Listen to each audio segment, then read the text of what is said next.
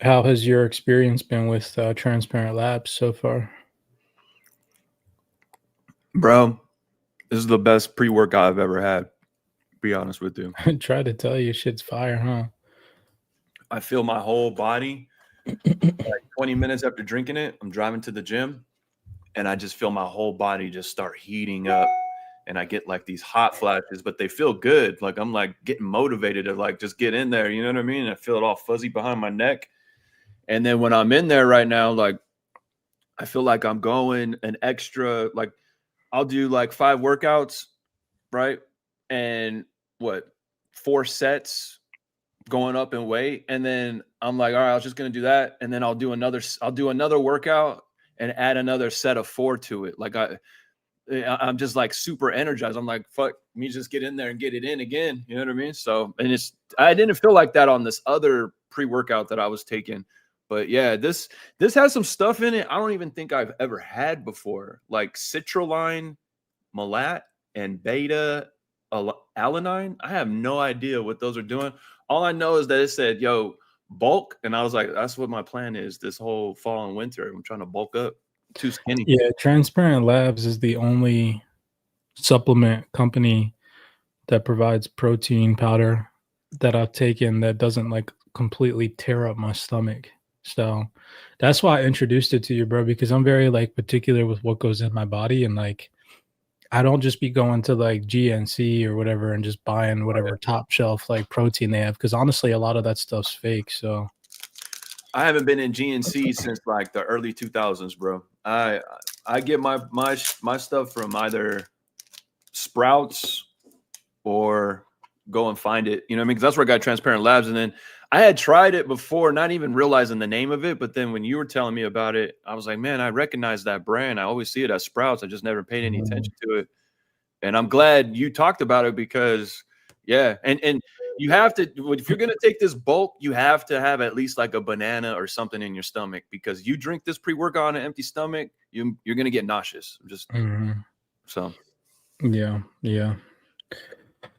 No, I agree. I'm not taking their pre-workout supplement, but I definitely take their protein, just their normal protein, and I've been taking it for a while now. Yeah. Yeah, bro. Yeah. It's been interesting. Plus my arm's still like probably broken, low Your key. elbow? Yeah, like I don't know what's going on with it, dude, but something's 100% wrong with it, but I'm not the kind of dude that's going to no doctor, so I'm just dealing with it, you know? Because what are they gonna tell me? Same shit I probably already know. Like, honestly, it's probably a ligament. It's probably not bone related. I'm just exaggerating when I say it's broken, but something's definitely messed up. I benched like 265 pounds, and then after that day, it's just been completely distraught. Yeah, you probably tore a ligament for sure. But what are they going to tell me? They're going to tell me, rest it, ice it, splint it, or whatever. Don't use it, which are all things I'm not going to do. You on that David Goggins level, bro. You on that bro, David Goggins. We keep going. Yeah, Kevin kept trying to get me to stop working out at the mansion, and I was like, nah, bro. Like I was just lifting the plates with my bum ass arm all jacked up. Like, whatever. Still gonna get it in. I'm not gonna make excuses for myself. There's dudes out there that are missing limbs that are still working out. What the fuck do I look like not working out just because my arm hurts? Like, come on, dude. You know? Yeah, no, that's real. That's mad real. Pain is pain too. Shit. Yeah, sometimes it makes me feel alive in a weird way. Man, I wonder if we kind of do that to ourselves sometimes too, unconsciously, because it does, like, it makes you feel alive for sure. So yeah, dude, let's get into today's conversation. We got some really juicy stuff for you all. I'll hit it off with the intro real quick. What's going on, everybody? Welcome back to another Wealth 28 Club Friday podcast. I'm your host, CyberX, here with my co-host, Mr. Aquaman. As always, bringing you guys some of the realest information in the game. Today, we're going to be diving into a lot of industry-leading experts from large organizations, financial institutions, some of the biggest in the world, honestly. Diving into their insights, listening to panel discussions, showing you guys what they're talking about at recent events on stage that nobody is paying attention to for some odd reason, even though it's all the good, juicy information that people should be tapped into.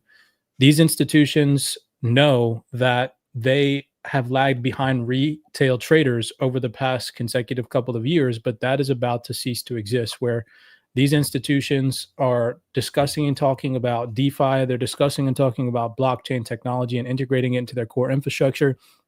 And more importantly, they're discussing and talking about how to utilize digital assets in such a way to start generating them passive income.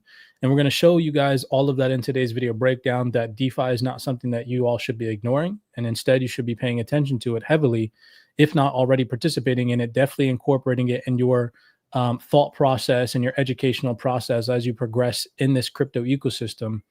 And yeah, just as always, insights from some of the most and biggest the most biggest and most industry leading experts in this space. Not giving you guys any hopium or hype price predictions or any of that bull crap that the rest of these retail trading communities fill your heads with. Really just trying to show you guys that you can use crypto to free yourself passively, to generate passive income. You don't need to start with hundreds of thousands of dollars. You could start with $5. You could start with $10. The bottom line is just learning how to be your own bank in this new financial system. Once we get to the end of this, if we have some time, I do want to go over one of the looping strategies that we partake in the private Cyprex community in the Metallicus ecosystem on Snipverse. So we'll get to that towards the end, showing you guys some live examples, going over the looping strategies, just showing you all how you can stake, claim rewards, put those rewards in farming pools, take the rewards from farming pools, and then re-loop them back into staking rewards and repeat the process. So we'll get into that into the end of today's video breakdown. But Aquaman, I don't know if you can see this print, but dude, do you want to kick it off here? Loan Protocol quoted, and I already know you probably know who they quoted here, but read this to the people and tell them where this quote came from Loan Protocol. Stop working for money and start making money work for you. It's got to be Marshall Hayner. Marshall Hayner. It's got to be Marshall.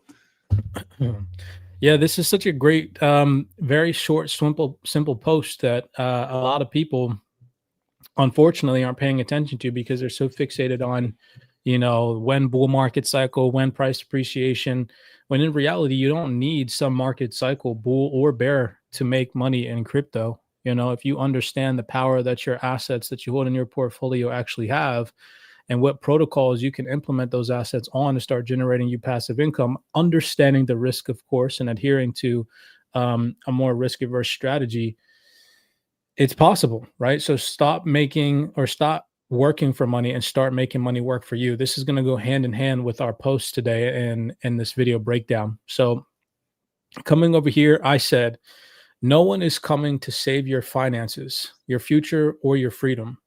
It's on you to learn, to act, and to position yourself for the wealth and life that you want. Invest smart, preserve your capital, explore DeFi, and commit to self-improvement.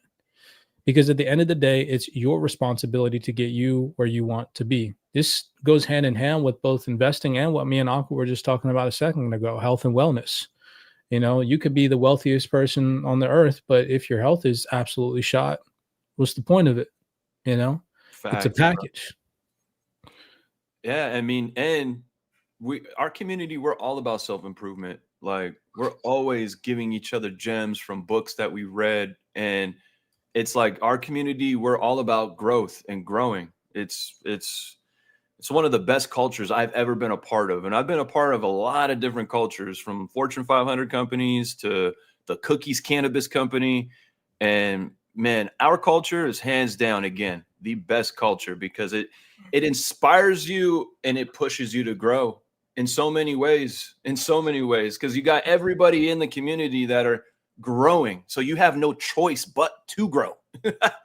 Yeah, bro, it just motivates you. It motivates you when you're in a community that's not just focused on unrealistic, hypey bullcrap that never materializes and just leaves people empty and guessing. And it's honestly sad that stuff exists and that people gravitate towards that type of information. But at the end of the day, people like to escape from their reality, and those things, those hypey price predictions and unrealistic technical analysis targets and all this bullcrap that retail traders and investors throw in your face on the social media platforms, it feeds into that. It feeds into that mainstream distraction narrative of the Netflix. You watch Disney, you watch all this bullcrap in your spare time instead of focusing on what matters.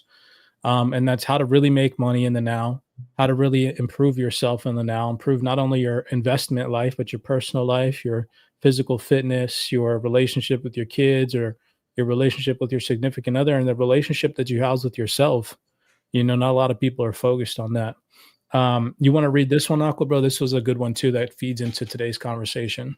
Let's see here. All right. So actions beat intention every time. You can read about investing, plan for wealth preservation, or think about diving into DeFi crypto for years. None of it matters until you move. Even small steps compound into massive results when repeated over time. Stop overthinking, start taking action. That's, bro, you coming off the dome with this, bro. Just like, Yeah, bro. Sometimes I read my books, when I read yeah, something in my books, I'm like, all right, let me enlighten the general populace I for a feel minute. it. That's lit, bro. But it's the truth, if first off, you have to understand that, these things take time. Um, and it doesn't matter how much knowledge, like you could see all these books in my background. You could go downstairs and look at my bookshelf. I have thousands of books, but none of them matter if I don't take the knowledge and implement it properly. I see a lot of these people, they say knowledge is power. And I agree with that to an extent, but it can go much further. Knowledge really is only power when implemented properly, Yeah, right? no, that's facts. And a lot of people procrastinate and they put things off and they'll, oh, I'm going to do it. 2026 is my year. And like the rest of the fourth quarter of 2025 is just cooked for them instead of making moves now. Right. So I think that's powerful. None of this matters until you move. You got to take action, and you should take action immediately because life is so short too. So Yeah, I like the ending of this too. Even small steps compound into massive results. I think that that's where we're at right now. That a lot of people in our community, in our private space, are really getting. And it's like, dude, you don't need to be millionaires like you and I to get this investing thing right. You don't need to have a 7-figure portfolio to start earning passive rewards or just start compounding, turning your 9 to 5 income. Let's say I use this example all the time, bro. Let's say you have a 9 to 5 job, you commute to work, and every single day that you commute to work, you stop to get a cup of coffee, maybe at a gas station or at a Starbucks. Why are you using the money that you make from your job to pay for that cup of coffee? That's usually what, four to $6 maybe for a medium-sized cup of coffee at Starbucks. DeFi could be buying you that cup of coffee right now. It's not about having a whole bunch of money. It's just about making your life more comfortable, right? Being yeah. able to afford things that you want in your life with the market's money. Um, and you can do that through small, consecutive, concise, persistent steps over a prolonged period of time. You could be making $6 a day in DeFi to send to your crypto.com card to go and buy your cup of coffee. And that's so powerful in this day and age because every little bit counts. You know what I mean? So being able to do that, I mean, and then as well, there's the other the other mindset that's like, oh man, I got to pay for this this event and I don't got enough money, so I got to sell crypto. Not realizing that, like, yo, you could have borrowed against it, took a little mini loan out, paid for the trip or whatever you're gonna do, and then you still had your assets. But like people are missing the whole point of these digital assets. They're so wrapped up in hodl, exit plan, exit plan, exit plan, not realizing, yo, you could have been making cash flow this entire time, paying for your Netflix, paying for whatever it is, your cup of coffee. Like, man, I encourage people. This DeFi stuff is so serious. It's not going anywhere. We how many, like, you know what I'm saying? How many things have we shared that is like proven that DeFi is here? It is the new financial rails, and it's beautiful because we can get so creative with our finances for the very first time ever. Bro, you just said it right there. Creative finance. Like that's the era that we're headed into. Creative finance, where if you think it, honest to God, it can exist in your financial realm. Like the endless capabilities for you now, especially through tokenization of real world assets and like your ability to interact with traditional finance and DeFi at the same time, like money market funds, all these traditional investments that are rolling over to the blockchain with trusted institutions where it's just one click of a button and like a Benji Franklin Templeton app where you can tap into their money market funds with your dollars. And instead of your dollars just sitting in your bank account doing nothing, I mean, you could tap into an institutional grade product right now and earn 4 or 5% yield, which is so much better than what most people are doing with their capital right now, which is nothing. Um, and it just gives you that much more of an advantage because most people aren't earning that 4 to 5%. So if you are taking initiative and doing that, you're like 10,000 steps ahead of the most of people. Yeah. Um, this post is so powerful, bro, because this is what really is going to allow us to fine tune what it is we want to show you guys today. Like Aqua said, we're always showing you guys proof that these institutions are for a fact about to onboard into this space at such a rapid pace and such a large scale.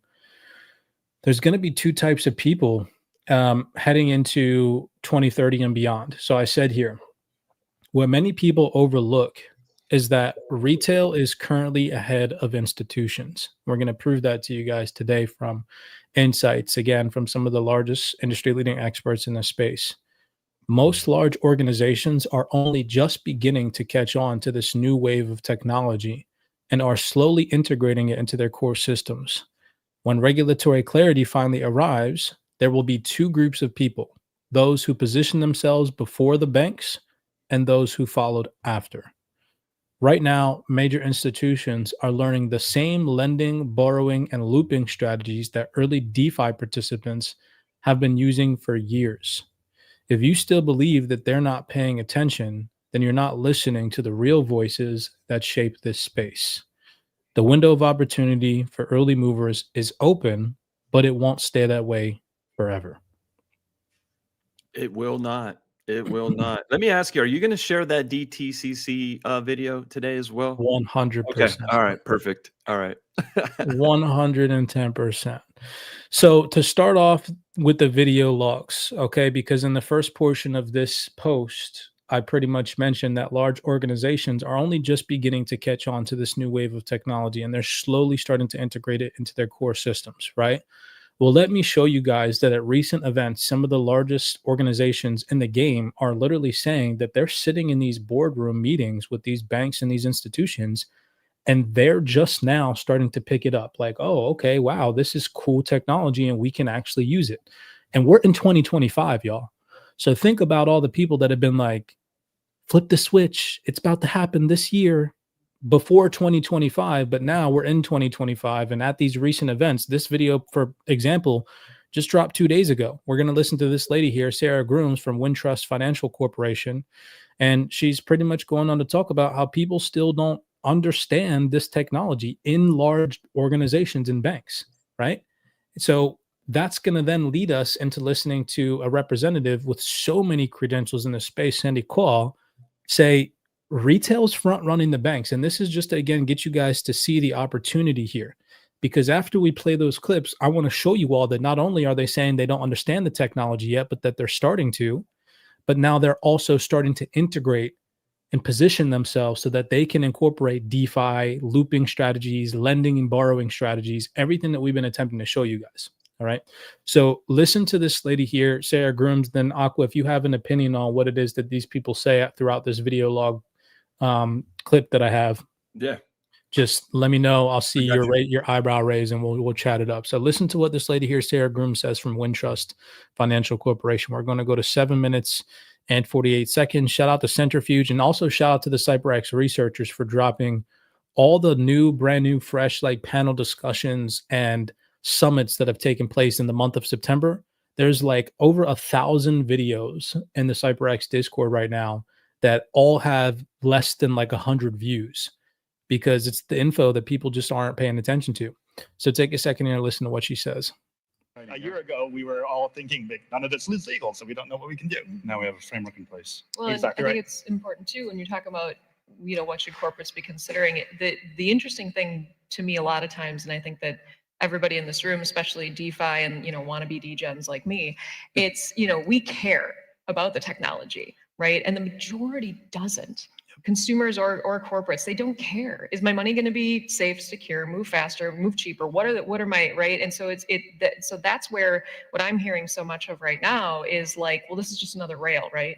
Because we just have to figure out how to integrate this. And so it's going to be really interesting. And there was some talk a couple of sessions ago about the need to still continue educating. Yeah. And it's shocking that even when you get into a room full of the people that are like in my role at other large financial institutions, they're like, I don't understand why I would have to use anything with tokenization. Why wouldn't I just? And I'm like, oh wow, we need a backup even for the people who now we need to go back to the banks and educate so that we can educate the customer.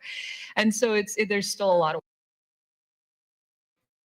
Bro, she literally just said they're sitting in boardroom meetings with banks, and they're like oblivious, because they're oblivious. still they're normal human beings, but with the title of being tapped in with these banks, right? So that's how she's able to refer to them as banks. But at the end of the day, they're just, you know, normal human beings that are not tapped in, that need to learn this stuff. But what I liked the most is what I don't know that guy's name, the Asian guy. He had said, none of this is legal, but the way his tonality and how he said it was almost like we're all participating in this shit, but none of this is legal.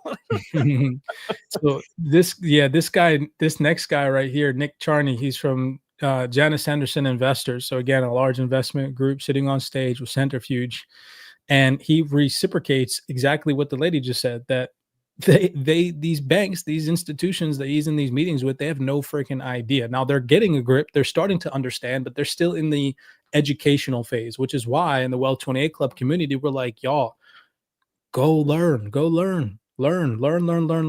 because these institutions are, and once the regs are clear, they're not going to be just learning anymore, y'all. They are coming in full swing, because they know if they don't, they risk competitiveness, they risk lagging behind, and they're not about to do that. If Bank of America's over here earning 10%, 15% yield on their deposits and their assets under management and blah, blah, blah, blah, blah, but then this bank B over here is not, they're donezo. They're gone. They're non-existent anymore. Within 10 years, they're donezo. Facts. Yo, so, is her last name Illuminati? Yeah, you know, I peeped that too. Bahi Illuminati. What an interesting character there. Yeah, she's the moderator. I don't know what position she plays at Centrifuge, but actually, I don't know. I've heard her speak before. Yeah, I don't know. Yeah, interesting last name. It's a dope last name. I ain't mad at it. Shit. Yeah. She probably gets a lot of heat for it though. Probably 936, or people are intimidated by her, maybe. On tokenization and then empowering him to go to the board. Did he get it from day one? No. And it started way earlier. I mean, I mentioned, it's probably 8 years literally of trying, and all sorts of different, I would say over the last 8 years, I had many interesting ideas in blockchain or crypto that we could do. And every one of them got to a point where I was sitting in a room, whether it's with our executive team, whether it's with our board, whether it's with investors, whatever it is, where at the end of the day, in that conversation, there's a whole bunch of people sitting in the room and they're saying to themselves, okay, Nick's pretty convincing. This sounds pretty smart. And we have absolutely no fucking idea what he's talking about. Right? Like, so at the end of the day, in order to take the next step, they're having to just make a bet on whether I know what I'm talking about. And I can be persuasive, but that's not enough, right? It's not like, you're never going to get there until there is a third of the room at least that has some idea of what's going on. And so it's building that over time. And Ali came in, he's talking about his discussion and his conversation with these board meetings at these financial institutions. And he's like, yo, they don't have an idea of what's going on. He can be persuasive and tell them and convince them that this technology is amazing, but until they understand it, which right now there's still a massive gray area in terms of education, then there isn't about to be mass adoption. Now, that I want everybody to understand, that what I'm presenting to you is not saying the banks don't get it. They clearly do. They understand, right? They're getting it now. But what I'm trying to get you to see is my post saying that this window of opportunity of front running the institutions is closing, and it's closing freaking fast. What I'm trying to show you guys, though, is that it still exists. It exists in 2025. So think about that. All the previous market cycles where people were like, yo, all season, mass institutional adoption, right? But here are institutions sitting on stage telling you guys in 2025 that they're in boardroom meetings and people in banks still don't get it, right? They haven't had that aha moment yet, sounds like, bro. I'd say that some of them have, some of them haven't, but it definitely is not all of them. Like, people are screaming at the top of their lungs. And so, like, again, This is why it's so important you understand these things, because it just shows you the opportunity that we have right now as retail investors, which is, for a fact, we are front running the banks.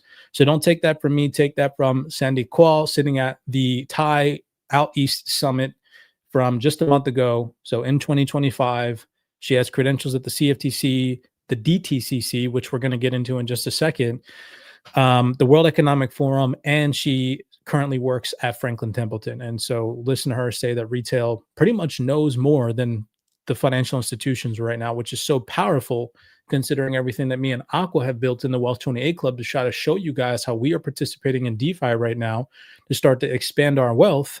And then we're going to show you guys that these institutions are now, for the first time, sitting on stage talking about the same things that we have been discussing for over 2 years now in the Wealth 28 Club, which is DeFi strategies, lending, borrowing, looping, rehypothecating our digital assets to loop them back into higher yielding rewards and whatnot. They're starting to talk about this. This is mind-blowing stuff. And again, all stuff that people should be tapped into, but most people aren't. Really be answering this question. But I will do my best to answer for you. I would argue that retail has beaten institutional to this space already. That retail already understands the crypto markets far better than any institutional players understand them at this point. And that the capabilities and the functionality that the institutional financial services markets are going to need to develop are all coming now from the retail side. The gamification, the social interaction, the inclusion of short form video as forms of instruction, the ability to take actions on one's own that equate to what institutional players can do today, the ability to transfer assets peer to peer. These are all activities that retail are used to, and they operate with day to day in their everyday life. It's our institutional industry and it's our institutional rails that have kept us from keeping up with that level of innovation. We're going to agree that there are massive. Go ahead, bro. What were you going to say? No, nothing. Every single time I hear her say that, because it's not the first time I've heard this clip, I just think of the WebAuth wallet, bro. Like straight up, the web just brings WebAuth wallet and the WebAuth wallet capabilities.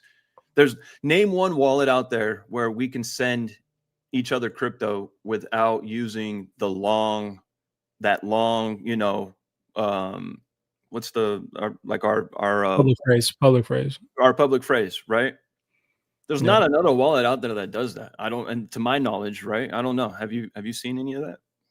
I'm not going to sit here and say that there isn't one that exists, but not the one that I know about for sure. Yeah, no, same thing. That's what I'm saying as well. So, but yeah, I mean, you're right, bro. I mean, at the end of the day, ease of use, using these technologies, and this is coming from a summit from 2025 where she's like, yo, retail traders know more than institutions, but like, what retail traders? Because it's not all retail traders. 98% of retail traders, if you look at the statistics, lose money. So what retail traders are the ones that know more than the banks? It's not the retail traders that are screaming price predictions at you guys. I want you guys to know that right now. It's not those retail traders, right? So tap in, lock in what retail traders are. It's the communities like ours who have been involved in this space, who have the credentials, who have the portfolios to show you guys the rising equity curve. Like, we're not here to mess about. Those are the types of people who you should be tapped in and paying attention to. If you're a retail trader yourself, most likely listening to this, the people in this space who are locked in with what the institutions are locked into. So why is all this so important? Why am I even showing you guys this? Okay, so back to the post that I'd said, this is just the beginning. Institutions are starting to catch on. They're going to start to slowly integrate this technology into their systems, and the window of opportunity is closing. Now we're going to listen to this lady here. This is, let me just get her credentials correct. I believe she is the head of digital assets at the DTCC, if I'm not mistaken. She's the managing director of digital assets at DTCC, Nadine Chakar. I'm pronouncing her name correctly. There's 3 video clips I want to play. First, her explaining to anybody that doesn't know what the DTCC is, what the DTCC is, so you can understand why we're even listening to them. And then she talks about how all banks are on board, which confirms exactly what I'm trying to show you guys, that maybe they don't understand what's going on to a full detailistic extent. because there's still lack of education, but they are on board and they are ready. They're ready when regulations are here. And then at the end of her spiel, she says to the audience, by the way, this is at the Stellar Development Foundation Meridian event that just took place in 2025. She says to the audience, look, the water's warm, y'all. Now's the time to get into crypto. Now's the time to jump in. If you're not already involved, now's the time. And that's just such a powerful message coming from an organization that processes quadrillions of freaking dollars per year.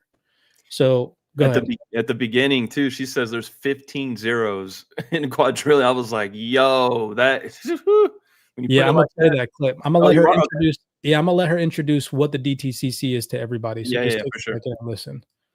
That is. So can you just give us the elevator pitch of what is it and what do you do there? Absolutely. Does anybody know what DTCC is?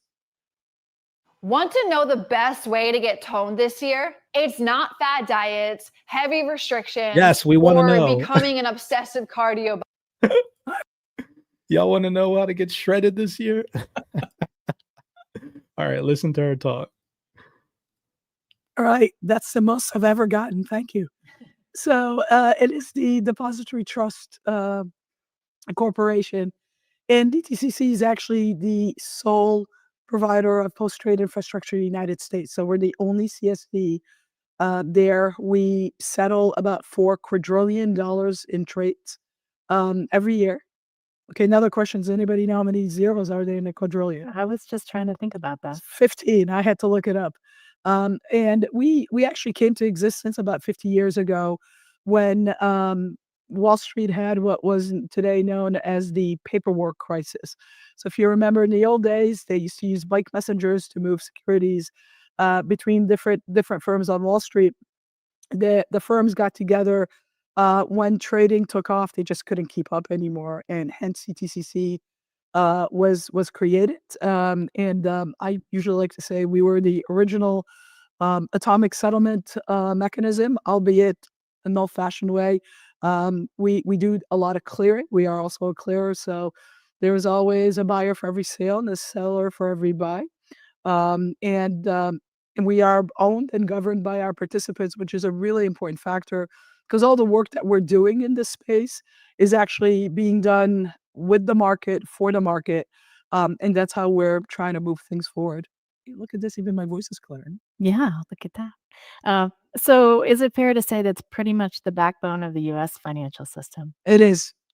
Every single equity trade that's done in the U.S. market, or if a repo trade, is actually settled, cleared, and custodied by DTCC. Okay, so these insights are coming from people. You heard the lady just say here from the Stellar Development Foundation. So you're pretty much the backbone of the financial system. Yeah, right. And for the first time ever on stage at these events, listen to what she's saying. The rhetoric has completely changed. I'd say that prior to like maybe 2024, it was extremely hard to find video clips of financial organizations going out and publicly saying, look, get into crypto, y'all. Right? The primary rhetoric before 2024 and now especially 2025 was crypto is a scam. Don't touch it. We can't touch it. It's unregulated. We're never going to be able to put it on our balance sheet. Now that's completely changed. And it's not only changed, but they're trying to figure out how they can hedge against the volatility that comes inherently with digital assets and holding them. And that is going to come through yield generation. That is going to come through them, these large institutions being able to go out, park their, capital in an ETF wrapper that's staking, or go out and provide node services on a blockchain and earn yield to hedge against the volatility, and especially the volatility that comes in market downturn cycles. Not only that, but also the ability to be relatively liquid, where in a market down cycle, these institutions have the ability to get out of digital asset positions, park their money in stable coins or money market funds or whatever it is that they park their money in, and earn yield on those positions as well while they're waiting for the bear market to settle, that they can enter back into the market with the bigger position, because the entire time they were in a stable asset, they were earning yield on it. And so all of that is happening right now. And if you ignore it, Again, just like these institutions are going to lack competitiveness, you as a retail participant as well are going to lack competitiveness, right? And you don't want to be that type of person heading into this new digital future that has no idea what you actually hold. How many times have you seen people on the internet say, know what you hold, and they just got crypto sitting in their cold storage wallet? More times than That's not knowing what you hold. That's not knowing the power of the technology that you hold. That's just buying something and literally collecting dust on it, doing nothing with it. Just hoping. Don't hope. Don't hope. Give yourself hope. Give yourself information. Give yourself education and understand the power that you have. Literally, we now have with our mobile phone and an internet connection the power of the banks. That's powerful, y'all. They never wanted us to not be in crypto. They wanted us to not have the power of the financial institutions. Right? They didn't care about a couple people getting rich off crypto. What they cared about is not giving everybody their sovereignty. It's not giving everybody their freedom.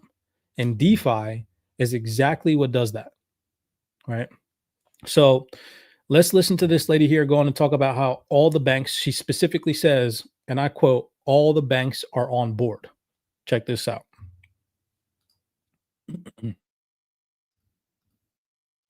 See this? This is not a credit card. Nope. Even though it looks like one at first glance. Joining it with the good get there and make it more affordable, more available to people worldwide, which is also a stellar mission to make, to address the unbankables, to make finance more democratic. There's a big pie out there. We can slice it in a way where more people can benefit from that. But you can't do that if you don't understand where the bodies are buried. You don't understand how the inefficiencies are. And now leveraging this technology to do that. And I'll tell you, whether it's BNY, State Street, all the banks are on board right now because they also understand that it's impossible. The inefficiencies are, and now leveraging this technology to do that. And I'll tell you, whether it's BNY, State Street, all the banks are on board right now because they also understand that it's impossible to continue to grow and innovate if you can't modernize your infrastructure while you're doing this. And we've got a once in a lifetime opportunity to do it, and it's very exciting. Yeah. So she just said all the banks are on board. We have a once in a lifetime opportunity, and the banks understand that if they don't modernize their infrastructure, again, like we said, they risk falling behind. Yo, and that too aligns with what John Ungerlin had said as well, as far as, and John Ungerlin is the CIO over at Deland. On that podcast that we just shared, I believe it was last Friday, right? Or the Friday after that, I don't know. But it was last Friday, yeah. Last Friday, right? So he had said, it's checkmate. If your competition can move money at a fraction of the cost, not lose money, like it's checkmate. I should play it. I think I have it too right here real quick. I have it on my Snipverse. Hold on. Do you mind if I just play this? Because it literally goes hand in hand with what she just said right now. Yeah, play it, bro. Share your screen. Yeah. Hold on. Let me share my screen here real quick here.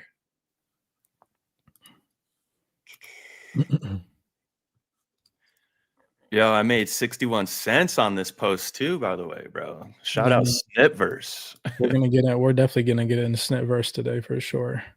All right, so this is the Chief Information Officer at Deland. All right, Deland just partnered with Metallicus. Deland has 4,000 plus credit unions under their umbrella, right? So this guy is really important. Last month he was on a podcast, or 2 months ago he was on a podcast with Marshall, and then on this podcast he's sitting side by side with John Ainsworth. But listen to this clip; it's like 47 seconds here. Volumes and deposit volume and lending volume and consumer adoption and large organization statistics out there that would open people's eyes to the fact that we're very clearly in the era of stablecoin adoption, and I think we're going to expediently move into the era of other digital asset networks being used for payments and settlements. And look, if a financial institution doesn't have a strategy on this, the reality is their competitor is going to be able to move and settle money at a fraction of the cost compared to them. And that's an end game reality. That's a checkmate. If you're in the money business and your competitor can do it exponentially faster, cheaper, and safer than you, then you can't compete. And that doesn't have to be the case for local institutions. Hand in hand, hand in hand. Checkmate, huh? Checkmate. And Checkmate. I love hearing those perspectives because every time I hear like a bank say what's going to happen to another bank, I think of that in the retail sense. Like if retail traders aren't adopting this stuff, if they're not incorporating it into their finance, imagine being the type of person who makes a 9 to 5 salary, an average salary of anywhere between, I don't know what an average salary is nowadays, what, 40 to $70,000 a year or something like that. Maybe, yeah. Right. Let's just say that that's it. You're making $40 to $70,000 a year, and you're doing nothing with your income. And every single month, you're paying your bills. You're paying for your Netflix. You're buying your Disney Plus. You're paying for your food. You're taking your family out. And every single time, every single month you get paid, you're doing that with your money. Versus another person that's making the same exact amount of money, except every single month they store $500 into DeFi, and after 12 months, looking back, that $500 a month that was earning, I don't know, 10% yield, next year, they flip the script on you. And now, instead of doing all the same things that they were doing alongside with you the year before, the next following year, they're using DeFi to do all those same things, pay their electricity bill, pay their water bill, buy their coffee. If they want to take their family to a nice dinner that cost $80 or $100 for the night out, they're using their DeFi money. They are going to level up way ahead of you, not only in terms of finances, but just their comfortability and their lifestyle is going to be so much more lavish because they're not suffering, right? They're using the market's money to do the things. It's a complete flip. And it's going to grow over time as well. It's going to just get bigger and bigger. So it is.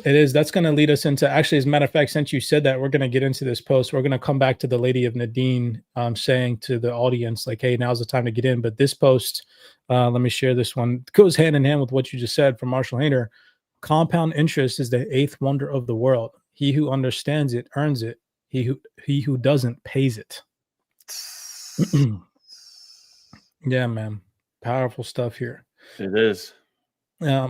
So let's listen to this last clip real fast. This is, again, the head of digital assets at the DTCC. And just when asked to close it off for the audience, what's the last thing you want to say to everybody? She literally tells everybody, y'all, get into crypto now. Now, obviously, of course, not financial advice. I'm just attempting to show you guys the rhetoric, right? Keeping in mind that I'm trying to show you all that the gap that we have right now to front run these institutions is closing, because now you have a person who can give financial advice, who literally works for an organization that processes quadrillions of dollars, saying, look, get into crypto. Why would another organization ignore this advice, right? They're not going to. But people need to do it for all the right reasons. What we're seeing is a lot of people engaging also because of the fear of missing out. I mean, I can't tell you how many calls I get going, can you guys help us tokenize a money market? And I'm like, sure. Why do you want to do it? Well, BlackRock is doing it. Vanguard is doing it. Franklin Templeton. I'm like, yeah, but dude, you're not Franklin Templeton. You're not BlackRock. Why do you want to do it? It's like, my board asked me about it, right? So it's really important for people. The technology is important, but we've done the heavy lifting, and I mean the collective we in the industry, we've done the heavy lifting on the technology. I think the hardest part right now is figuring out your North Star, figuring out why, and are you willing to disrupt your operating model, your commercial model, your distribution model for promises of what this technology is going to deliver. And frankly, it's hard. It's hard to give up a steady paycheck. Right? Whether it's client revenues, it's technology that you know. So I was just playing that one clip part real fast because she talks about exactly what I just mentioned. Like, these institutions, they're reaching out to her and they're like, why do you want to do this? And they're like, because BlackRock's doing it, Franklin Templeton's doing it. And there's like this feeling of FOMO right now. So again, as more institutions continue to do this, that FOMO is only going to continue to grow, and it's going to turn into something so monumental. I don't think a lot of people that aren't really aware of how and big of a wave of liquidity is coming to crypto and digital assets, they're going to get so priced out thinking that they have time, thinking that they have 5-10 years to get this right. No, I'm telling you, that window is closing so fast. So here's the rest of this clip. Yeah, sorry, I didn't mean to cut this lady off. Here's the rest of this clip. Figuring out how we move forward together. There's There's not one chain that's going to win them all. There's not one way of doing things that's going to, it's like, how do we interoperate and work together and do find what's in the greater good, as you said. But in our less than a minute, for those who are sitting on the sidelines in this evolution, as it's not an overnight thing, what do you have to say? Your time is up, guys. Like, just get in there. The water feels good. Dip your toes in and get going. This technology is moving too fast. Like, I've worked in institutions all my life where I was told there's no benefit in being a first mover. We just want to be a quick follower, and there's some merit in that. But the time now has come to be a follower. The technology is moving too fast. Like, if you sit by the sideline for any longer, it's going to be really hard to catch up. Just get in there. Again, the water's really good, and I think you'll enjoy the ride. So please reach out if there's anything. Bro, how she starts it. You got to get in there, guys. The time is up. So, I don't know if this is a subconscious thing that she threw in there or whether she was conscious, whatever, but, she makes this reference to water. And for anybody that studies the financial system, you know that it has a very deep connection to water. And she's talking about this liquidity wave. She's talking about anything that has to do with finances has something to do with water. But she says the water's warm, y'all. The water's warm. The water's good. Dip your toes in it. So she says that. Dan Donnie says the dam is broken. Or not Dan Donnie, Paul Brody. Or Paul Brody. Yeah, my bad. Paul Brody. And then you have John Ungerlin that says it's dangerous to not be in these assets right now. Yeah, it's nuts, man. What's happening? Those are 4 really important people right there. Just saying. Yeah, really important stuff. So now for the second portion of this post. So I just showed you guys, okay, these banks, they're just starting to catch on. They're finally getting the green light. We as retail traders are front running them. We've confirmed that all, okay? But the window is closing. And I said here in the second portion of this is that major institutions are now starting to learn the same lending, borrowing, and looping strategies that early DeFi participants have been using for years. And we already know, we heard from somebody with credentials in the space say retail knows. They know what's going on. They know what's good. They know about the technology. They're using it. We're using it right now. I know for a fact. I can't sit here and say how much money Aqua's making in passive income, but I'm making a good amount of passive income just in DeFi looping strategy. So I know what this technology can do. Do you? Again, if your assets are just sitting there idle and you're still watching Bullish Moonboy Hopium just sitting there waiting, and you're like, yeah, October's here.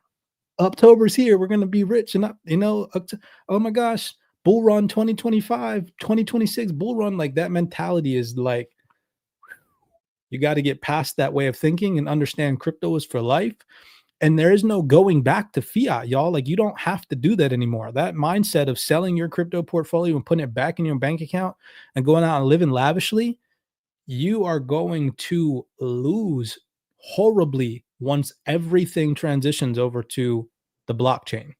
And it's going to be exactly what she just said. Nadine just said, it's going to be impossible to catch up. It's going to be impossible to catch up for people that think that they're going to be able to time market cycles properly, pull in profit like they're traders, like they actually understand fundamentals to re-implicate that capital back into a discounted opportunity. All these things that people are just going to get wrong instead of zooming out and realizing, again, compound, stack shares of block space, continue to accumulate these assets. Secure the network, provide infrastructure for yourself and for the network that you like, whether it's Metal, whether it's XDC, whether it's like all these assets and these networks that you can go out and be a node provider for. Like, learn how to do that stuff, right? Because I guarantee you there's going to be, again, the type of person that participates in DeFi, has a long-term 2030 and beyond vision, buckles down, isn't fixated on XRP going to $1,000, and instead is fixated on when XRP goes to $1,000, how am I going to secure my wealth and make my family bloodline retire? That's the mindset that you should have, right? I never have to sell my XRP or my XPR or my metal for fiat trash ever again. That's when you become powerful. That's when your mentality becomes unstoppable. Yeah. Right? And that's how you're going to be in crypto for a lifetime. And you're going to be able to hang on to these digital assets and keep them in your family bloodline when it's your time. Period. So let me show you guys that these institutions, they are for a fact paying attention to some of these strategies. This is a gentleman, his name's Sid Powell. I'm pretty sure he's the CEO of Maple Finance, which is one of the biggest, institutional DeFi providers in all of crypto. And listen to him talk about how he's speaking to these institutions and they're talking about lending and borrowing. So just so you guys have verbal proof, this isn't just coming from some retail perspective. It's coming from people who work with these traditional financial players. And kind of the stalwart and still the go-to place if you want. Ooh, let me slow it down. Sorry, I watched these videos on 1.5 speed. Want to deploy, especially anything that looks like borrow lend, stable coins, etc. Sid, I would love to get your perspective on kind of the institutional demand around the space. Like, what's it felt like? You've been building for a long time. Like, kind of take us through the journey here of what it felt like in the beginning, kind of the messy middle, and are we coming out the other side? Yeah, it's a good question. I think if we, I mean, we've been kind of building and live since 2020. And if I think back to what the institutional conversations were like back then, a lot of traditional finance companies and Wall Street companies had set up crypto teams by then. 2021, we were meeting folks at Citi and Citi and initially BlackRock. Obviously, BlackRock's made a lot more progress than other companies since then, but we're meeting those teams. They're very interested in tokenizing assets on the blockchain, and but none of them had really kind of made substantial investments or launched anything. And then obviously we went through 2022 and the plug really got pulled on most of those teams and projects. A lot of them got repurposed within the organizations to work on different stuff, and really the interest was kind of gone for a couple of years. And we wouldn't have been able to get any calls with any of these banks in 2023 and early 2024. And now it's come, we've kind of come full circle, and we're once again having conversations with some of the large bulge bracket banks in Wall Street. And you're seeing headlines about JP Morgan considering lending against Bitcoin. And so I think we're back to where we were in 2020 and 2021, but this time with much more traction. BlackRock has. So word for word, exactly what me and Aqua were just telling you guys a second ago. Look, just go back to 2022, what happened? Market got obliterated. 2023, people were super skeptical. In 2024, that skepticism still lingered. Now in 2025, I've shown you guys what all these institutions think about things on stage.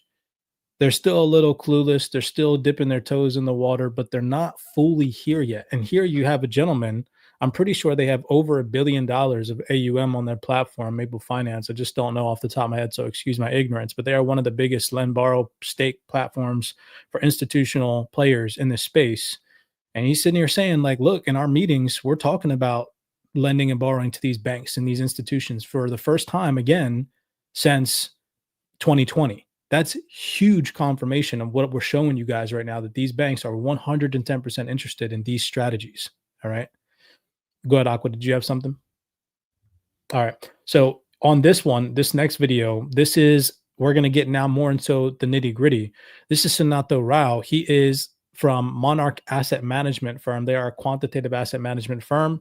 And he specifically mentions, this is really important because it kind of dials down more so into physical proof, verbal proof of what they're focused on. He talks about how they are looping.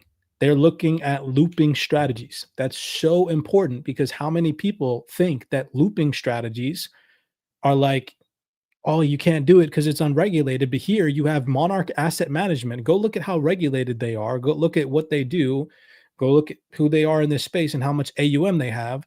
And here they are on stage saying that they are participating in looping strategies in DeFi. This is huge verbal confirmation that this is happening from an institutional standpoint. That's, I think, then dealing with that. I need the yield needs to compensate for the risk, right? And which is why what ends up happening for us is we end up looking at real world assets, and almost always we are looking to loop it, right? So, and I know it's not a security question. So in fact, we're actually adding more risk, right? But we like to loop it so that the yield is higher than what it would be traditionally in just from the asset itself, right? And looping means basically depositing, rehypothecating the asset, depositing that somewhere, borrowing USDC against it, and buying more of the same asset, and so on. And so for us, right? So this is like a 30-second video clip in this 30-minute long panel discussion, but it's such a gem right there because you have this onset of retail investors that are still sidelined, keep in mind, that are like, oh, I'm not participating in DeFi. It's a scam. It's not real. It's going to get rug pulled. But yet, from the retail perspective, you have the DTCC saying, get in the market now. And you got institutional players and people that work with institutions saying, hey, we're talking to banks about lending and borrowing, and an institutional player sitting here saying they are participating in DeFi looping strategies to enhance yield.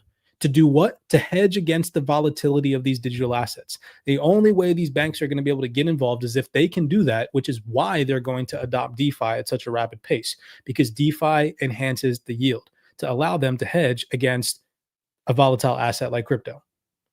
And he said they're going to be using real world assets as well, right? So I think that there's going to be a mix in a portfolio. It's going to be like bonds, money market funds, digital assets, stable coins. It's going to like be a a whole, basket. yeah, like a whole multitude of things. But yeah, bottom line is, bro, this is huge verbal confirmation.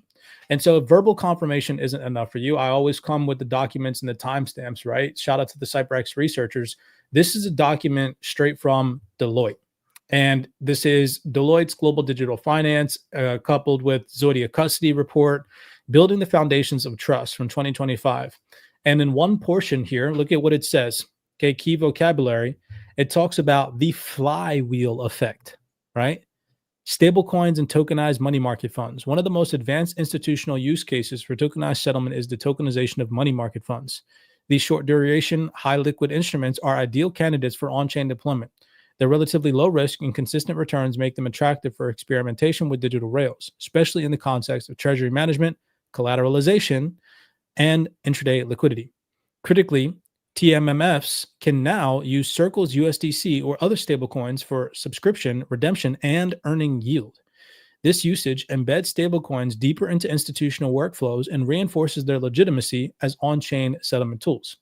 Then here it says, in turn, the availability of stablecoins enables new yield-bearing instruments and more composable financial infrastructure, creating positive feedback loops.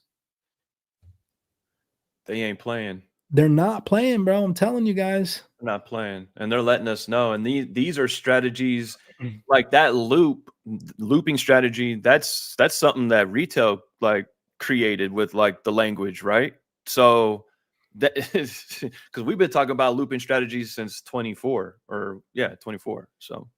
So now let's get into some of these announcements from the Metallicus ecosystem as of recent. Aqua, do you want to go ahead and read this one, bro? Hold on, let me zoom in for you. Yeah, I got you, bro. Hold up. Okay, go ahead. Oh, yeah, this is massive too, by the way. Yeah. So massive news for Stellar XLM holders and the entire ISO family. Stellar XLM is now live on the loan protocol, meaning you can lend, borrow, and earn incentives without needing to sell your utility assets. This is a game changer because now the top ISO tokens, HBAR, XRP, and XLM are all available to be posted as collateral. You never have to sell your bags. You can unlock liquidity while holding long term. You can earn extra yield with loan token incentives. This is exactly the kind of infrastructure we've been waiting for. The rails for real adoption are being built right in front of our eyes. Thank you, Metallicus, XPR Network, Loan Protocol. Shout out Marshall Hayner and the whole Metallicus team. Bro, Marshall Hayner reposted this. That's lit. Okay, yeah. You know? Let's go. Marshall Hayner reposted this. You know what's crazy? It makes me think like how heavily involved Marshall Hayner probably is with regulators. And he's really taking the time as a CEO of an organization to step down and take time to repost retail traders who are actually making sense. When was the last time you saw a CEO repost some bullish price prediction that some retail investor gave out? Never. Why Never. you think that is, y'all? He Come on knows now. what he's got. He knows what he built.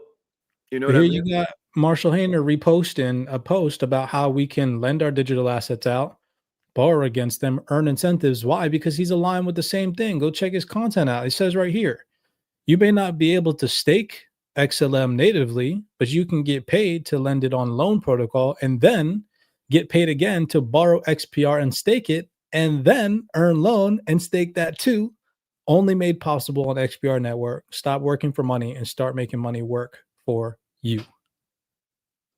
Shout out Marshall, bro. Dude's out here running the whole game right now like a boss. Like a boss. And nobody, like most people are not paying attention because of native thoughts. When was the last time Brad Garlinghouse came out and was like, I want you XRP holders to win and never go broke and retire your family bloodline. And as a matter of fact, too, I'll even say this. I'll take it a step further. David Schwartz could have put DeFi in layman's terms when he was talking on stage, when we were trying to break down his verbiage and tell the people what he was really saying about DeFi. He could have went up on stage and spoken layman's terms, just like this post from Marshall. This is so easy to understand, especially when you just tap in a little bit to DeFi. You can make sense of this. Why speaking in code? And it's like this is coming, like he genuinely cares about the people, in my opinion. So I agree, man. I agree. It's very nice to see from an individual that's so high up that's, makes time for the average person in a sense.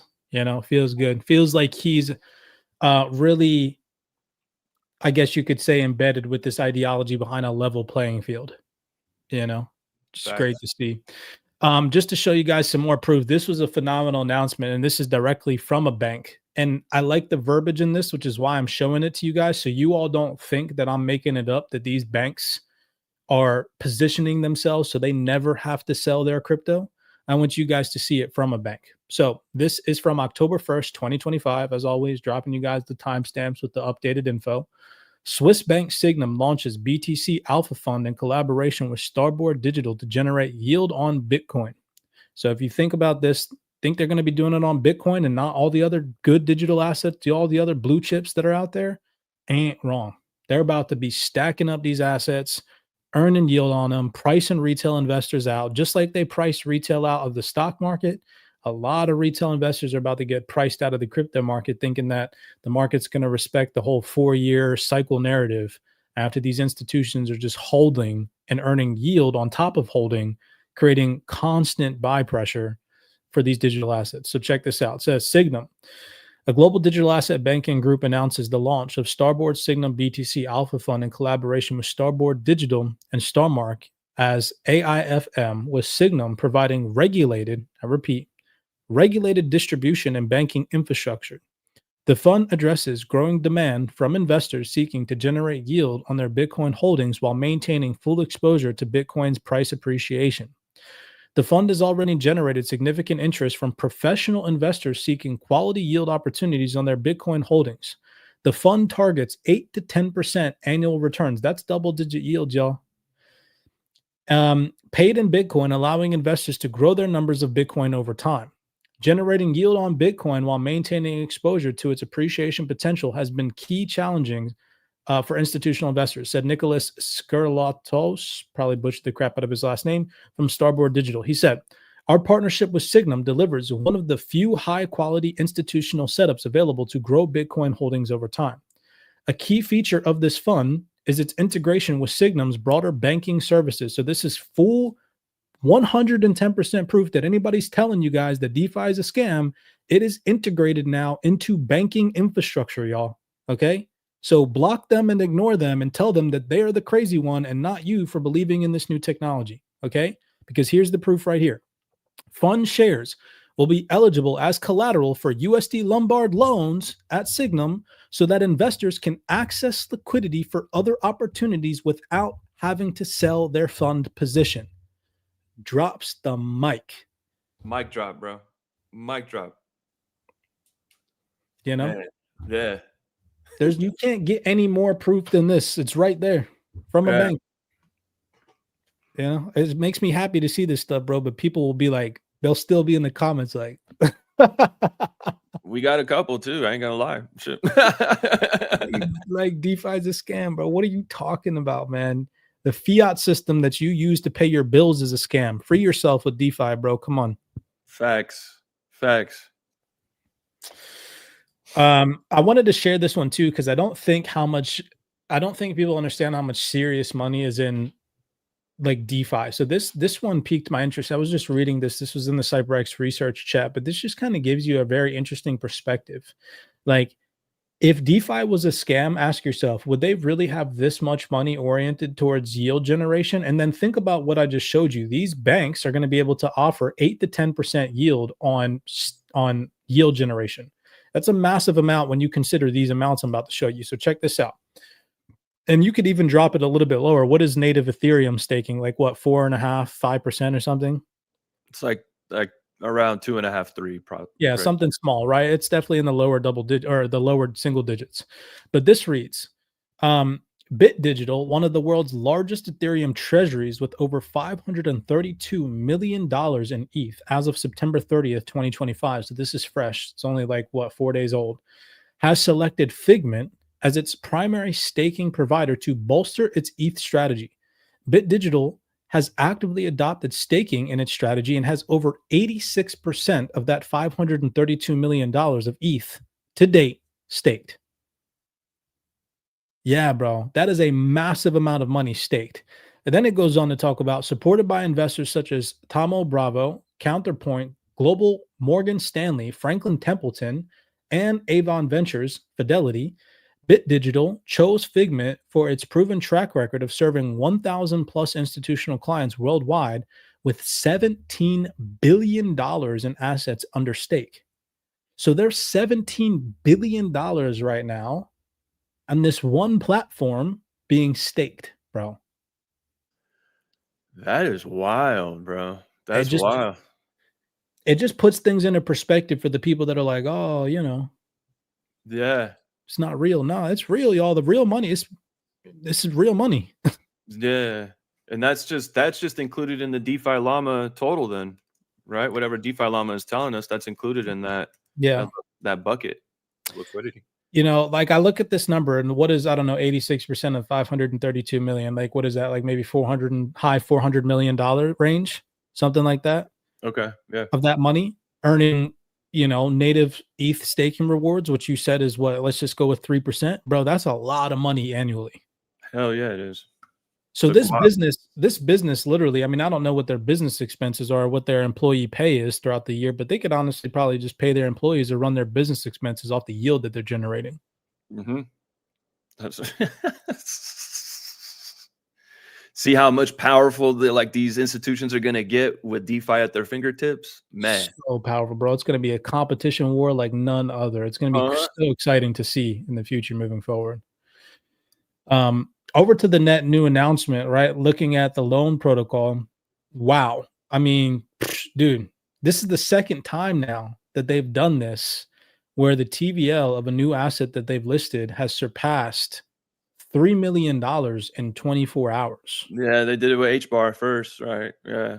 Dang. I mean, I wasn't around when they listed some of these other assets, so I don't know, but you know, not necessarily not around, but I wasn't paying attention to loan protocol until as of recent. But yeah, no, these are like the most recent. I don't know exactly when these other ones came into fruition. They were, I think, last year and the year before.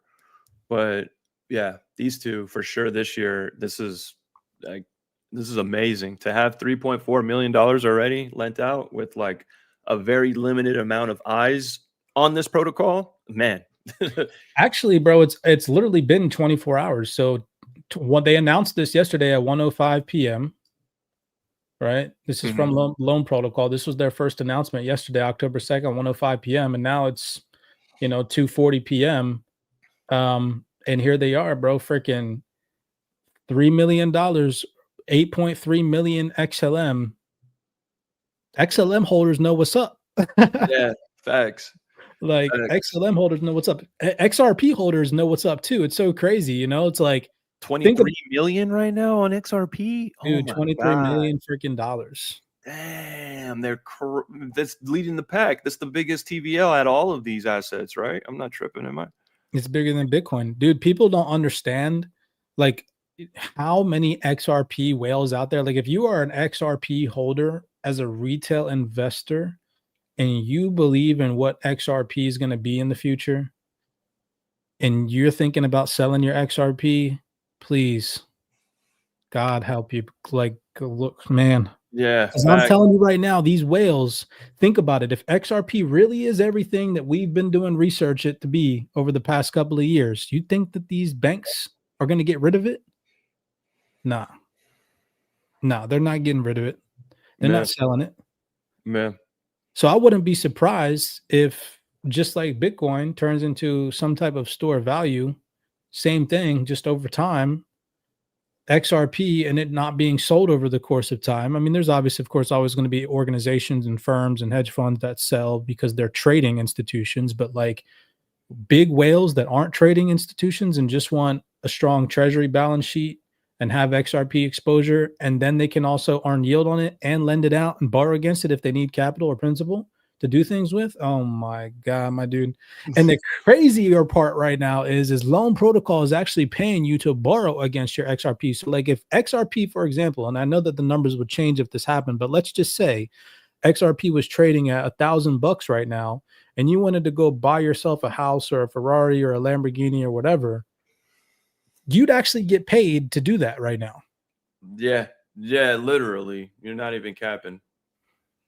You know, I mean, obviously, of course, the numbers would change if if XRP was $1,000, there'd probably be a bunch of different dynamics and whatnot. But I'm just saying, like as an example, I mean, at $3, let's just use it as an example right now. If you went lent out, let's say you have $100,000 cash in XRP right now, invested in XRP, or your XRP portfolio is worth that much, and you wanted to go buy yourself a new whatever car, you know, you could take a loan out 75% against your XRP, your $100,000, give yourself $75,000, use 25,000 of it to put into a liquidity pool in stable coins or some type of other lending borrowing platform to earn yield to pay your loan back, and then go take $60,000 of that 75,000 borrowed money and go buy yourself a new car right now instead of using the bank. This is what's being all a bank, like being your own bank. This is what it's all about. It's not just cold storage. It's this right here. This is what being your own bank right here. Crazy, bro. Yeah. Man, matter of fact, go ahead and sell your XRP so I can buy it from you. Keep it, hang on to it, lend it out here on the Loan Protocol, so and I do can whatever I want.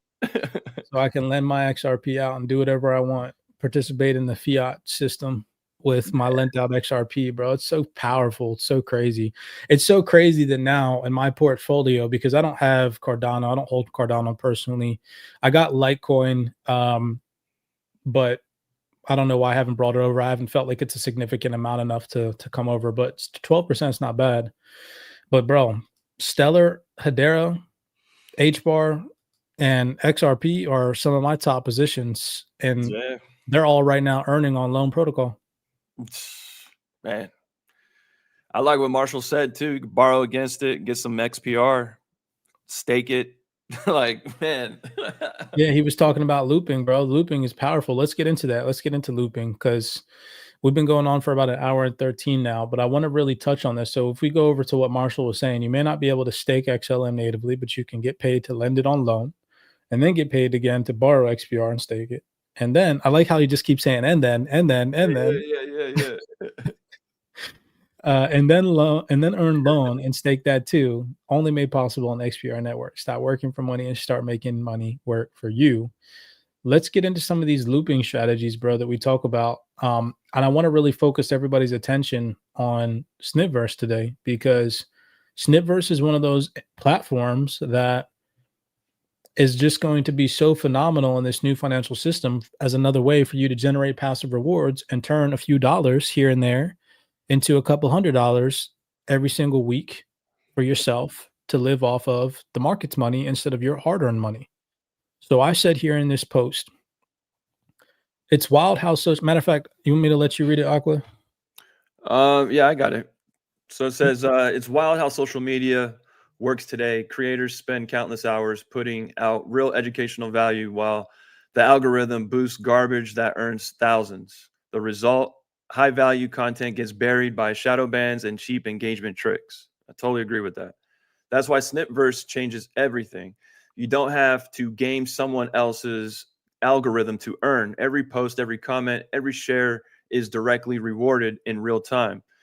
That is what social media should have been from the start. Value first, fair rewards, no shadow banning, algorithms, no gatekeepers, no bots. The list goes on.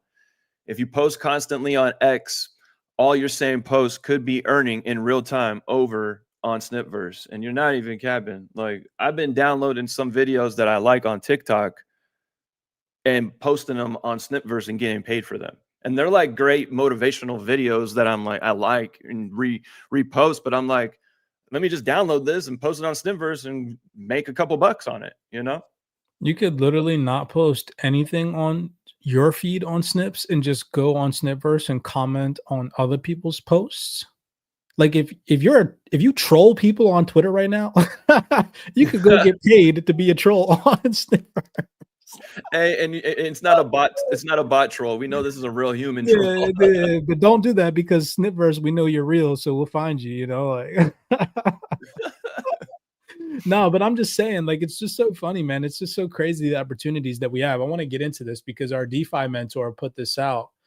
By the way, I'm not encouraging anybody to go over on Snipverse and troll people. I'm just saying it's just so funny. People are wasting their hard-earned time, you know, trolling people on Twitter, not getting paid for it. At least go get paid for it. You know, I'm just saying if that stuff floats your boat, you know. But anyways, our DeFi mentor Kev, shout out to Kev for this.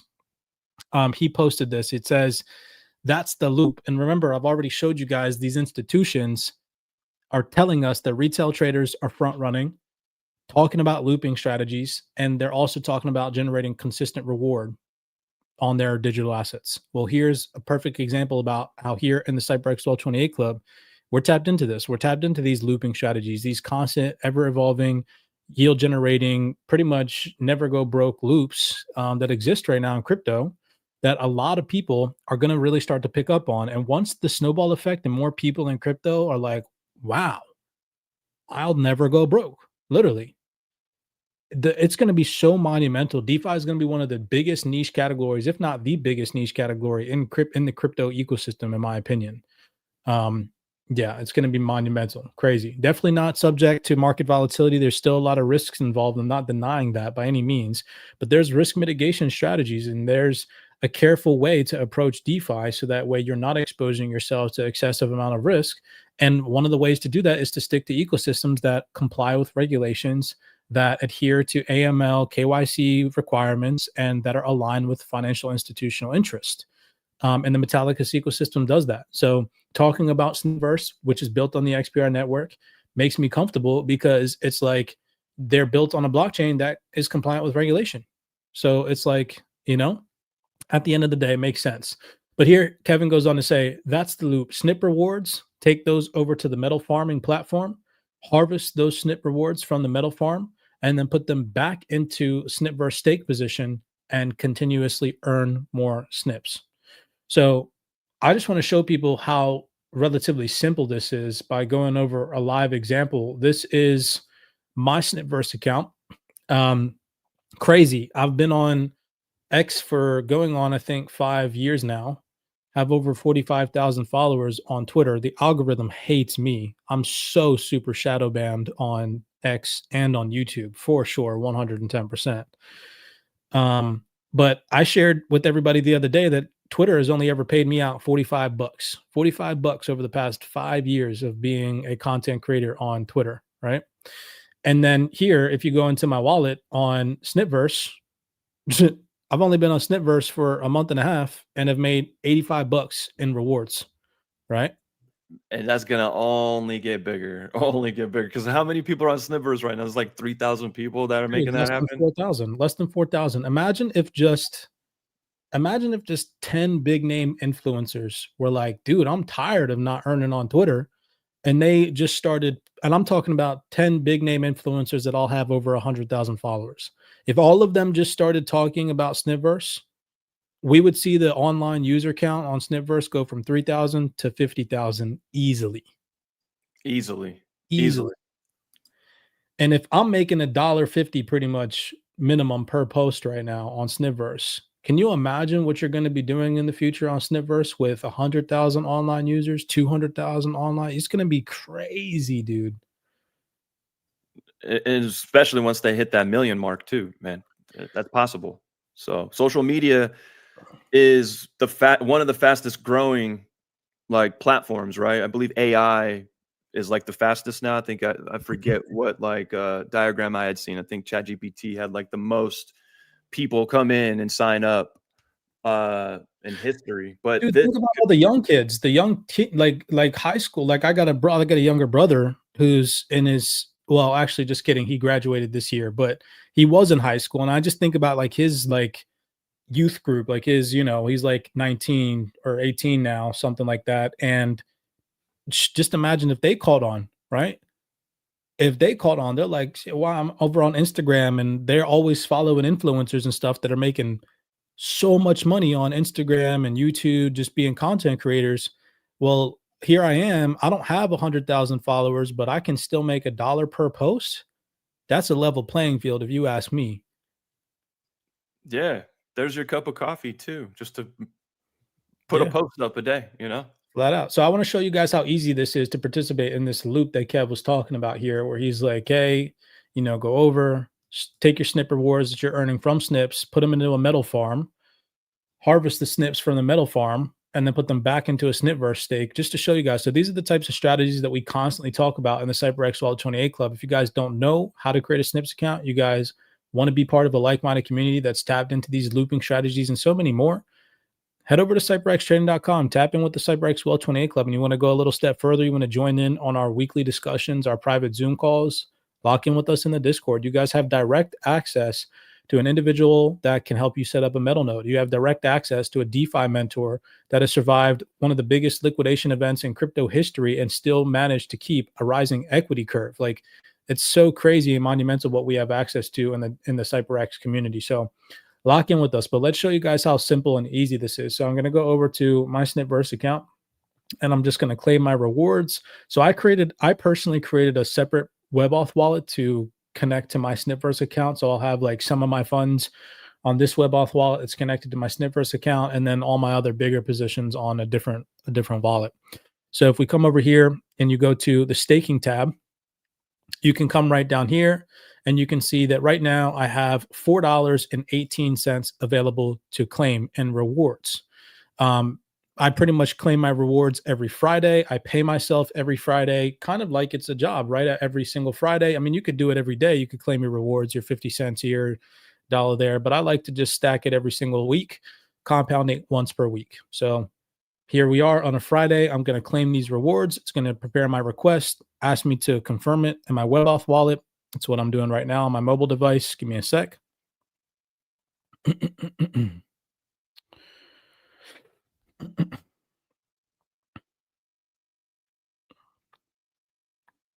All right, boom.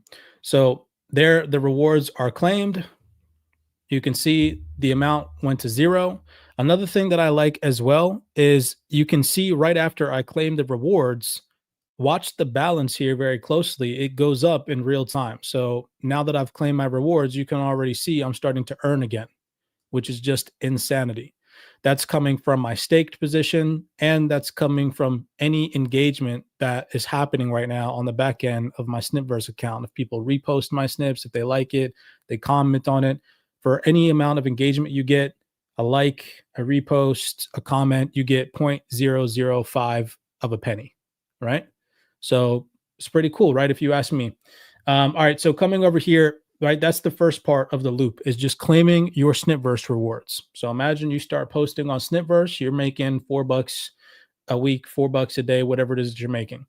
Well, you can come over here onto the MetalX platform, and you can come up here and you can go to the More tab, and you have these farming pools that you can participate in. Now, always understand the risk, understand the impermanent loss that you can have being inside farming pools or these wide range liquidity pools. there's always an inherent risk. But again, I'm just simply trying to show you guys how simple this is. So you want to start learning about it, doing it, running it with test amounts of money, small amounts of money. You can see here, I don't have large amounts of money running in this strategy in my DeFi portfolio because I'm more risk averse in my DeFi portfolio. A lot of my DeFi positions are just in staking and not farming pools and liquidity pools. So right now I have about $111 in this pool, and I have about $72 in the XPR USDC pool. Nothing monumental. Just here as an example on this particular wallet, showing you guys what's possible. So up here, you have the XPR Snips pool, and you're earning 37% APR on this. There's a total of $1 million staked in this pool, so it does meet our threshold and our requirement. In this community, we at least look for $500,000, $500,000, $500,000 in TVL. So this does meet our threshold.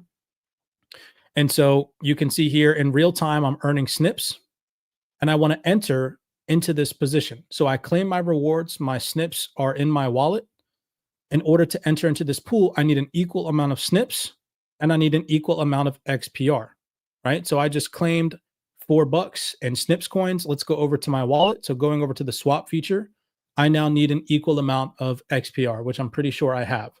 So in order to enter into this pool, I'm going to click my XPR position, see how much money I have in the balance. I have $3.46 in XPR available. And then down here in SNPs, I'm going to allow, I'm going to go to pools. I apologize. And I'm going to go to XPR. I'm going to click my max balance. And again, I need an equal amount in SNPs because I'm trying to enter into the XPR SNPs position. All right. So once I have both equal XPR and SNPs, I can just go in, add liquidity. Just again, going to confirm the transaction in my WebAuth wallet. Boom, successfully added liquidity. Then you're just going to go back to the farm tab. You're going to go back to the pool, and then you're going to update your stake. And you're just going to slide the bar all the way up to 100%, adding that liquidity into the farm. And you're just going to confirm, again, sign the request in your WebAuth wallet. You're going to see that my balance is going to go from $111 up to maybe like 115 or 16 bucks. Or 125, however much money I just added in, right? So you can see my balance has changed. So now I've added liquidity into the farming pool. And now the third part of the loop, after having added the liquidity to the farming pool, is to collect and harvest your SNP rewards that you're making from this pool and then go put them back into Snipverse into a stake position. So I'm going to come here. I'm just going to harvest these rewards from my farming pool. Authorize the transaction. Boom. Now you guys can't see this on the screen, but now I have the harvested rewards, which was about $1.10 worth of SNPs from this pool. It's now in my WebAuth wallet. And you can also see automatically, I'm again already starting to compound rewards. You can see that happening in real time, which is again, I feel like just awesome. You know, you could have like a separate monitor up, just constantly watching your rewards grow and compound over time, right? Imagine by the end of 2026, what a video like this is going to look like if I'm just doing this over the next year, right? Like crazy work here, crazy stuff. Just starting off with small amount. What are we going to say, Aqua? The power of compounding, bro. Like so powerful. So powerful, especially with these type of APRs, man. And I hope that me showing you guys with these small test amounts just shows you guys like just playing around with this technology. Like I don't care about 125 bucks or 72 bucks. Like it's not like, oh my gosh, I'm gonna lose it type money. Like, nah, but just you can still play around with this tech, send transactions, test different things, play around with the tech. So that way when you're ready, maybe you're waiting for the regulatory environment to change. Cool, great. When that happens, you already have the education. You're already prepared and ready to use these platforms at scale with larger amounts of money because you tested it out, right? That's what we encourage in the CyberXWell 28 Club. So now that I've claimed my SNP rewards, the last part of the loop that Kevin had mentioned here is to go in and put those harvested SNP rewards back into a stake position on SNPs. And so I'm going to come back over here. I'm going to go to the staking tab on SNPs. And you can see here my available SNP balance. I'm actually going to refresh that. Let's see if that changes. Okay, cool. So my available SNP balance is $1.30, which is the rewards that I just claimed from my SNPverse farming pool. And so all I'm going to do is I'm going to drag this meter here to the max amount because I want to stake the full entire 6,641 SNPs. And you're going to choose your lockup period. So you can choose to lock it up for a month. You're going to get a 1x multiplier.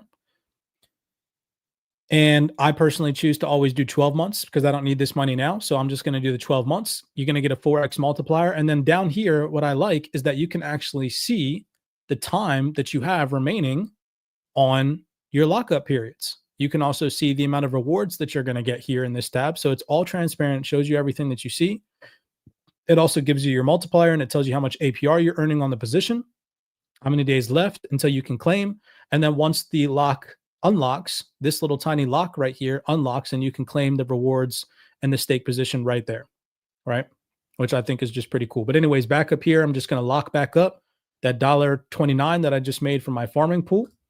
Hit continue, sign the request, authorize, and boom, we're done, right? So that's it. That was a loop, simple loop. And it's just constant buy pressure on your portfolio. Now, a lot of people will be like, oh my gosh, that's not a lot of money. Who cares? Blah, blah, blah, blah, blah. But imagine two people. Again, I always try to give you guys comparison. Imagine somebody who does this for 30 days and imagine somebody who doesn't. Who's going to have more money at the end of the 30-day period? Great point, bro. Great point. It's always going to be the person that compounds. Mm-hmm. Always. Always. Yo, look what just came in the mail too right now. I totally forgot I ordered it. Beautiful. That Metallica shirt that you guys were putting us on from the Snipverse too, right? Wasn't Beautiful. that shout out to Carlton? He was the one that put you on the shirts. Yeah. Yeah. He pulled up to the meeting with all kinds of friggin' Metallica's gear, dude. Every day he was wearing a different Metallica shirt. That's lit.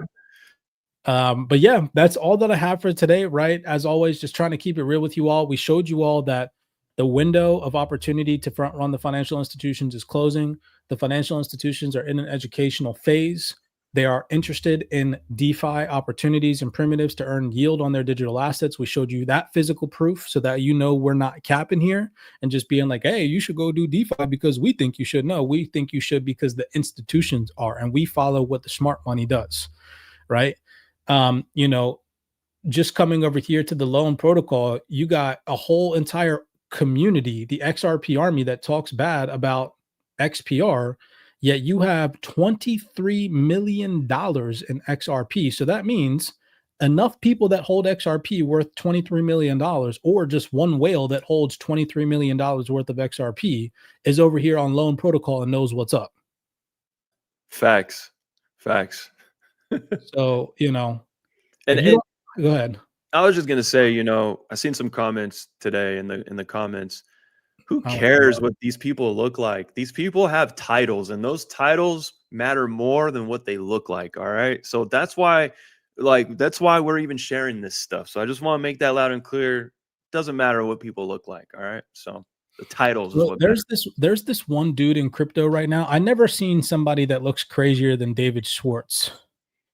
I'm pretty sure he's the CEO or he's the co-founder of Gauntlet. You ever seen that mother trucker, bro? No. Let me pull this guy up, but he looks crazy and he's one of the smartest people I've ever listened to. It's so funny that people judge people off of people's looks. Like, look at freaking Albert Einstein. Dude never brushed his hair. Yeah. And was probably, definitely was smarter than most people in a room that he walked into. Absolutely. Anyways, man, if you judge people by their appearance, then you're too miserable to look inside. And I mean, at the end of the day, there's no saving you at that point. So we're not even going to go down that rabbit hole. Self-improvement. Yeah, facts. Mature up, come on. Mature up, man. Anyways, big ups to everybody locked in with us today. As always, just dropping real gems for you guys. Every Friday podcast, we bring the noise, we bring the heat, we bring the stuff that matters, we bring the real information that it's just sad to see people aren't tapped into. All these podcasts that we share with you guys today, these panel discussions, they're all in the CyberX research section. All these documents, like this document from Signum, there's freaking financial reports. There's reports from some organizations that you've never even heard of, moving in the shadows, that drop reports on crypto, Web3, and blockchain that you can find in our private CyberX community. So come lock in with us if you guys want real insights, you want real perspectives, you're tired of the whole narrative behind, oh, bullish moonboy price prediction. Like, that stuff's cool and all, I get it. It definitely drives hopium and it's great for engagement, don't get me wrong. But if you're tired at the end of every single month of being lied to or being misled to believe that something's going to happen in the market and it never comes into fruition, come lock in with us, because we don't deliver any of that inside the community. We keep people inside the loop of what's happening in real time with what's happening in the market that week, that day.